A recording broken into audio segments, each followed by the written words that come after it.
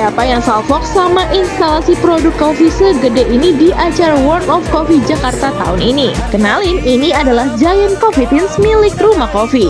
Instalasi ini merupakan kolaborasi antara Rumah Kopi dengan 9 Matahari, studio digital experience dan immersive exhibition yang berbasis di Bandung. Di dalam Giant Coffee Tins ini menghadirkan audio visual yang mendalam tentang budaya masyarakat Sumatera Utara dengan menyajikan landscape pertanian Gayo serta keistimewaan dari kopi Rambadia itu sendiri. Instalasi ini bisa dimasuki oleh para pengunjung sambil menikmati kopi premiumnya. Siapa yang udah coba masuk ke instalasi ini? Kalau belum, coba deh nikmati keseruannya.